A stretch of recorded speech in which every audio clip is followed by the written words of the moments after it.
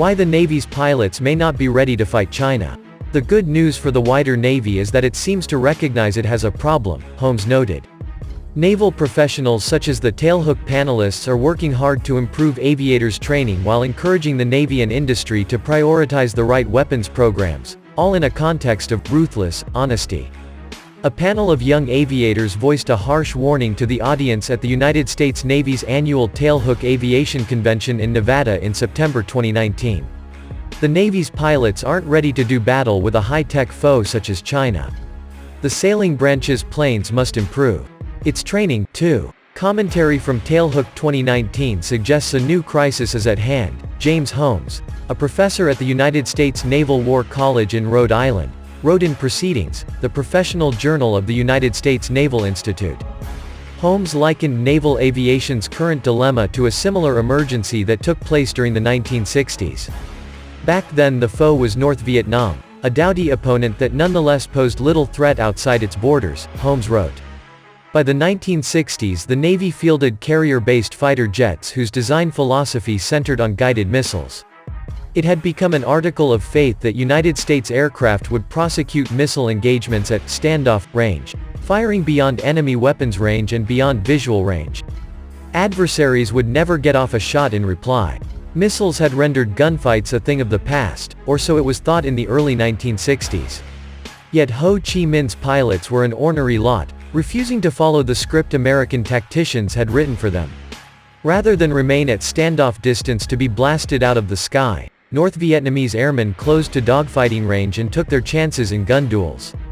Imagine that. An enemy might decline to do your bidding. United States aviators were ill-prepared for North Vietnamese tactics. Indeed, the F-4 Phantom, the Navy's premier fighter in the 1960s, was not even equipped with guns for close-range combat. A tougher-than-expected antagonist stunned naval aviation into arming its warplanes for dogfighting, developing tactics for close combat, and re-grounding naval aviation's culture on solid precepts, including the soundest of all military assumptions, namely that America's enemies get a vote in war and will always cast it against our efforts. The present crisis has its roots in the period of relative geopolitical calm that followed the end of the Cold War, Holmes explained. Naval aviation's training standards slipped. Its planes went years without meaningful upgrades. China's rise as an economic and military power, and Russia's own military resurgence, ended the calm, and revealed that United States naval aviation was unprepared for major warfare.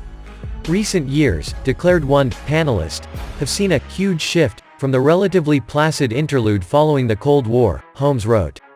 Carrier aircraft no longer boast the same kinematic advantage, or edge in speed and energy maneuverability, that once granted them near invincibility in the Balkan Wars, Afghanistan and Iraq.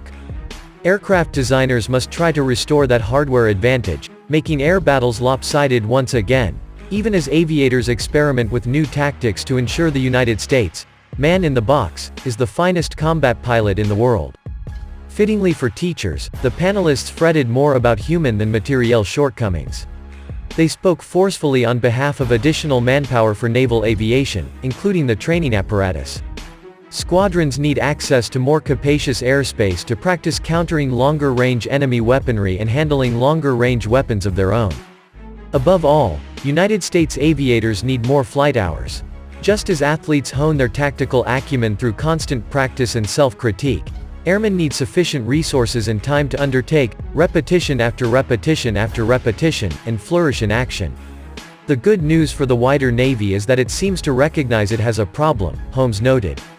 Naval professionals such as the tailhook panelists are working hard to improve aviators' training while encouraging the Navy and industry to prioritize the right weapons programs, all in a context of ruthless honesty.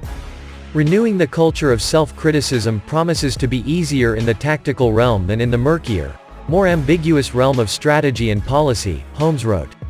Results are instant and verge on irrefutable in air combat, whereas historians quarrel without end about strategic cause and effect in long-ago conflicts. Institutional honesty is a pivotal virtue for the aviation community, as indeed it is for any military institution. Naval aviators need to admit they may lose under certain circumstances. Otherwise it would not be a fair fight, and harness that conviction to fire the quest for innovation. The panel espoused employing objective, data-driven analysis to evaluate aircrew performance in battle scenarios rather than issuing subjective, easily fudged verdicts certifying who lost and who won. A commentator, with the Top Gun training community, reported simulating Red Air that acquitted itself perfectly every time.